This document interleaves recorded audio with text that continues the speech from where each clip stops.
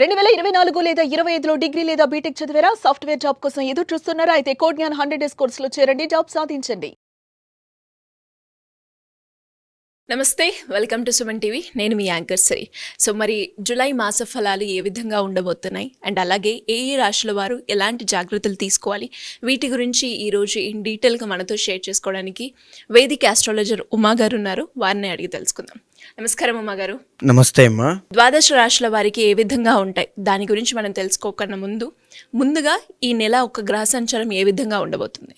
తప్పకుండా అండి. ఈ జూలై మాసానికి సంబంధించి మనం గ్రహాల యొక్క ట్రాన్సిట్స్ ద్వారా గ్రహ సంచారము అనేటువంటిది జూలై మాసంలో ఎలా జరుగుతుందో చూస్తే కనుక శనిగ్రహ సంచారము మీనరాశిలో మార్చి 30వ తారీఖు దగ్గర నుంచి శని మీనరాశిలోనే ఉన్నారు. మే 15వ తారీఖు దగ్గర నుంచి గురుగ్రహ సంచారము మిథున రాశిలో సంచారం జరుగుతోంది.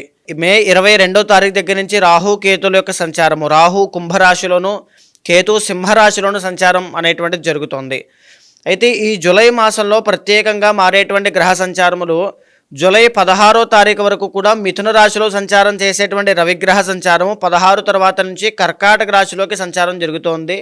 ఈ యొక్క కర్కాటక సంక్రమణము అనేటువంటిది జరగబోతోంది. అయితే మేజర్గా అమ్మ ఈ యొక్క జూలై 27వ తారీఖు వరకు కూడా కుజగ్రహ సంచారము సింహరాశిలో ఉంటే 27వ తారీఖు అంటే నెలాఖరణ కన్యా రాశిలోకి కుజగ్రహ సంచారం రాబోతోంది. అయితే మేజర్గా ఈ జూలై మాసం అంతా కూడా బుధగ్రహ సంచారము కర్కాటక రాశిలోనే సంచారం చేయడం కూడా జరుగుతుంది.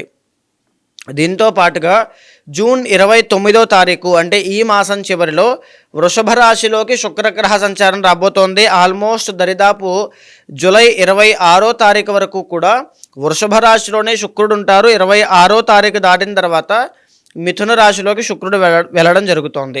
ఈ విధంగా ఈ జూలై మాసంలో ఈ చంద్రగ్రహ సంచారము అనేటువంటిది నడుస్తూనే ఉంటుంది. కాబట్టి ఈ విధంగా ఈ జూలై మాసంలో గ్రహ సంచారములు అనేటువంటివి నడుస్తున్నాయమ్మ. ఈ జూలై మాసంలో ఈ గ్రహ సంచారాలు అనేటువంటివి ఎలా ఉన్నాయో ప్రధానంగా మనం చూస్తే ప్రతి ఒక్కరూ బాగా గమనించండి. మే 15వ తారీఖు దగ్గర నుంచి గురువు యొక్క సంచారం అనేటువంటిది మిథున రాశిలో సంచారం చేయడం జరుగుతోందమ్మా. మీనరాశిలో శనిగ్రహ సంచారము మార్చి 30వ తారీఖు నుంచి జరగడం జరుగుతోంది సంచారము. మే 22వ తారీఖు దగ్గర నుంచి రాహు కేతుల యొక్క సంచారము, రాహు కుంభరాశిలో అయితే కేతువు సింహరాశిలో సంచారం చేయడం జరుగుతుంది. ప్రధానంగా ఈ మాసంలో జరిగేటువంటి సంచారములు మారేటువంటివి ఏమిటి అంటే రవిగ్రహ సంచారము జూలై 16వ తారీఖు దగ్గర నుంచి కర్కాటక రాశిలోకి రాబోతోంది. మిథునంలోంచి కర్కాటక రాశిలోకి ట్రాన్సిట్ జరగబోతోంది. అయితే జూలై 27వ తారీఖు వరకు కూడా సింహరాశిలో కుజగ్రహ సంచారము 27వ తారీఖు తర్వాత నెలాఖరున కన్యా రాశిలోకి వెళ్ళబోతోంది. అయితే మేజర్గా జూలై మాసం అంతా కూడా కర్కాటక రాశిలోనే బుధగ్రహ సంచారం నడవబోతోంది. అంటే జూలై 16వ తారీఖు తర్వాత రవి బుధ ఇద్దరూ కూడా కర్కాటక రాశిలో ఉంటారనమాట. ఇది ఎవరికి? మిథున రాశి వాళ్ళకి బాగా లాభము మనం చెప్పుకుందామండి. అయితే మేజర్గా ఈ జూన్ 29వ తారీఖు దగ్గర నుంచి వృషభ రాశిలోకి శుక్రగ్రహ సంచారం రాబోతోంది. జూలై 26వ తారీఖు నుంచి కూడా మిథున రాశిలోకి వెళ్ళబోతోంది. అంటే దరిదాపు జూలై మాసం అంతా కూడా ఈ వృషభ రాశిలోనే శుక్రగ్రహ సంచారము అనేటువంటిది నడవడం జరుగుతోంది. ఈ చంద్రగ్రహ సంచారము అనేటువంటిది నడుస్తూ ఉంటుంది. కాబట్టి ఈ విధంగా జూలై మాసంలో గ్రహ సంచారములు అనేటువంటివి నడుస్తున్నాయమ్మా. జూలై మాసంలో వృశ్చిక రాశి వారికి మనం మాట్లాడుకుంటే ఆర్థిక పరంగా, విద్యాపరంగా, సంతాన పరంగా, విదేశీ పరంగా ఈ నెల యొక్క గ్రహ సంచారం ప్రకారంగా ఎలా ఉండబోతుంది, ఏ ఏ విషయాల్లో జాగ్రత్త పడాల్సిన అవసరం ఉందంటారు? తప్పకుండా అండి. వృశ్చిక రాశి వాళ్ళకి ఈ జూలై మాసంలో మనం మాట్లాడుకున్నటువంటి గ్రహ సంచారం ఆధారంగా 3 నుంచి 4 గ్రహాలు బాగా యోగిస్తున్నాయండి. మనం వృశ్చిక రాశిని విశ్లేషణ చేసేటువంటి క్రమంలో ఒక్కొక్క దాన్ని గ్రహాన్ని మాట్లాడుకుంటూ ఈ మాసంలో ఎలా ఉందో చెప్పుకుంటూ వెళ్ళాలంటే ముందుగా రవిగ్రహాన్ని చూస్తే కనుక ఆయన 8, 9 అష్టమ భాగ్యస్థానాల్లో ఆయన సంచారం జరగడం వల్ల వృశ్చిక రాశి వాళ్ళకి అంత యోగ్యమైనటువంటి దశగా వీళ్ళకి లేదు.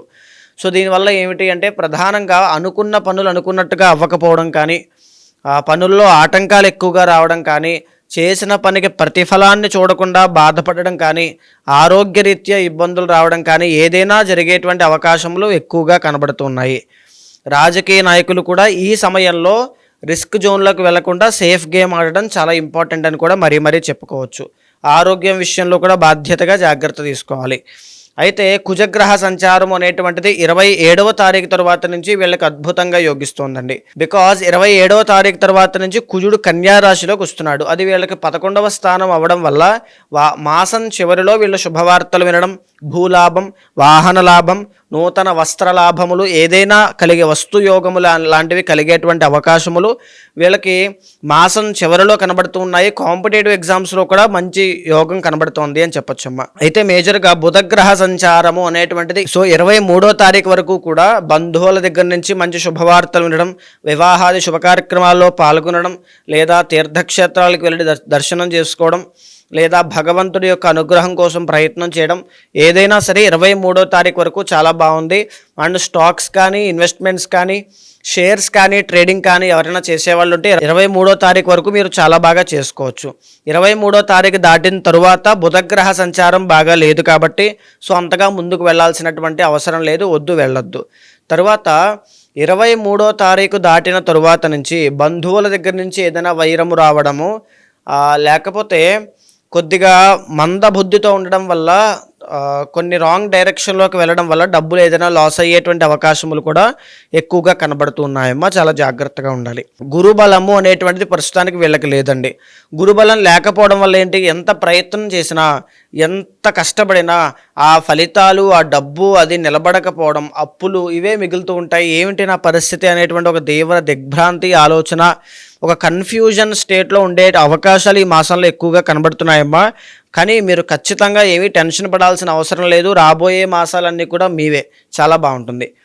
అయితే శుక్రుడి యొక్క గతిని కూడా చూస్తే 7వ స్థానంలో శుక్రగ్రహ సంచారం అంత యోగదాయకంగా లేదు అని చెప్పచ్చు. ప్రేమ వ్యవహారాలు, వైవాహిక జీవితము, ఫెర్టిలిటీ ప్రాబ్లమ్స్, సంతాన సమస్యలు ఇవన్నీ కూడా ఇద్దరు మెన్ ఆర్ విమెన్ ఎక్కువగా వచ్చే అవకాశాలు కనబడుతున్నాయి. సినీ నాటక కళారంగాల్లో ఉన్న వాళ్ళకి కానీ ఎవరికైనా కాస్త జాగ్రత్తగా అవకాశం కోసం ఎదురు చూసి వచ్చిన అవకాశాన్ని సద్వినియోగం చేసుకోవాలి అని చెప్పచ్చు. మేజర్గా కోపాన్ని తగ్గించుకోండి, ఎక్కువగా ఆలోచించద్దు, మనోధైర్యాన్ని పెంచుకొని గమ్యం వైపు అడుగులు వేయడం బాగా అలవాటు చేసుకోండి. తరువాత 5వ స్థానంలో శనేశ్వర సంచారం నడుస్తోంది. దీనివల్ల హయ్యర్ ఎడ్యుకేషన్ వెళ్ళాలనుకున్న వాళ్ళకి ఆటంకాలు ఎక్కువగా రావడం, ఫారెన్ ట్రావెల్స్ వెళ్ళాలనుకున్న వాడికి వీసా ఇబ్బందులు రావడం కానీ ఏదైనా ఒకటి కలిగే అవకాశములు, బిహేవియర్లో చేంజెస్ రావడం, నూతన వ్యసనాలు అలవాటు ఇబ్బంది పడడం లాంటివి కనబడుతూ ఉన్నాయి. మేజర్గా దశమంలో కేతుగ్రహ సంచారము, ఏదైనా ఒక చిన్న జాబ్ కానీ, వ్యాపారాన్ని కానీ దాంట్లో చూసుకుని దాంట్లోనే ఉంటూ చిన్నగా ఏదో ప్యాసివ్ ఇన్కమ్ లాగా ముందుకు వెళ్ళేటువంటి చిన్న చిన్న జాబ్స్, వృత్తుల్లో వెళ్ళే అవకాశాలు కనబడుతూ ఉన్నాయమ్మా. అయితే 4th హౌస్లో రాహు మూలన పెళ్ళైన వాళ్ళైతే వైవాహిక జీవితంలోనూ, పెళ్లి కాని వాళ్ళైతే కుటుంబం దగ్గర నుంచి ఒత్తిడులు, ప్రెషర్స్, ఒడిదుడుకులు ఎక్కువగా చూసే అవకాశాలు ఎక్కువగా కనబడుతున్నాయి. మేజర్గా ఏమిటి అంటే కాస్త మిశ్రమ ఫలితాలన్నీ కూడా ఈ వృశ్చిక రాశి వాళ్ళకి ఈ మాసం కనబడుతున్నాయి. జాగ్రత్తలు పాటించాలి, భగవత్ శక్తి కోసం ప్రయత్నం చేయాలి. భగవత్ అనుగ్రహం ఉంటే వితిన్ డేస్లోనే, అంటే ఏ ప్రాబ్లం ఉన్నా సాల్వ్ అయిపోతుంది. పర్సనల్ చార్ట్ బాగుంటే ఖచ్చితంగా వృశ్చిక రాశి వాళ్ళు మంచి స్థాయిలో ఉంటారు.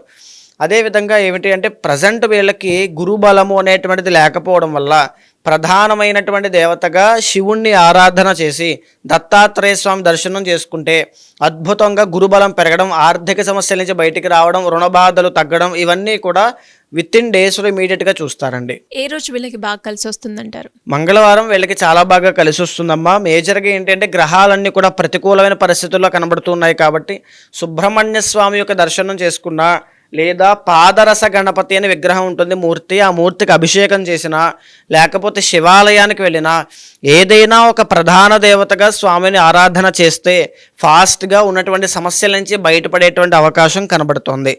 దీంతో పాటుగా వీళ్ళకి కలిసి వచ్చేటువంటి రంగు ఏమిటి అని అంటే ప్రధానంగా లేత పచ్చ రంగు, లేత ఆకుపచ్చ రంగు అనేటువంటిది 23వ తారీఖు వరకు బాగుంటుంది. 23వ తారీఖు దాటిన తర్వాత నుంచి రెడ్ కలర్ చాలా బాగా కలిసి వచ్చేటువంటి అవకాశములు కనబడుతున్నాయి. నెంబర్ 3 అనేటువంటిది వీళ్ళకి ఈ మాసం అంతా కూడా మంచిగా కలిసి వచ్చేటువంటి నెంబర్గా మనం చెప్పుకోవచ్చమ్మా.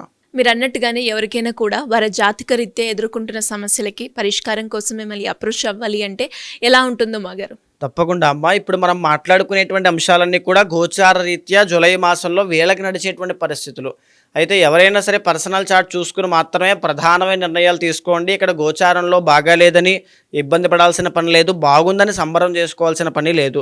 పర్సనల్ చార్ట్ అనేటువంటి చాలా యూనిక్గా ఉంటుంది. అది 60% మీ మీద ప్రభావితం అవుతుంది కాబట్టి దాన్ని చూసుకుని ముందడుగు వేస్తూ ఒక్కొక్క సమస్యని అధిగమిస్తూ భగవత్ శక్తి కోసం ప్రయత్నం చేస్తూ ఈ రెమెడీస్ని తప్పకుండా ఫాలో అయితే అద్భుతమైన రిజల్ట్స్ చూస్తారు. అలాంటి వాళ్ళు అపాయింట్మెంట్ ఎవరైనా తీసుకోవాలనుకుంటే తప్పకుండా మీకు కింద కనిపించే నెంబర్కి కాల్ చేస్తే మా వాళ్ళు మీకు పూర్తి వివరాలు అందిస్తారు. మీ పర్సనల్ చార్ట్ చూసి తప్పకుండా మీతో మాట్లాడి మీ సమస్యలకి పరిష్కారం చూపిస్తాను. థ్యాంక్ యూ ఉమా గారు, థ్యాంక్ యూ సో మచ్. నమస్తే.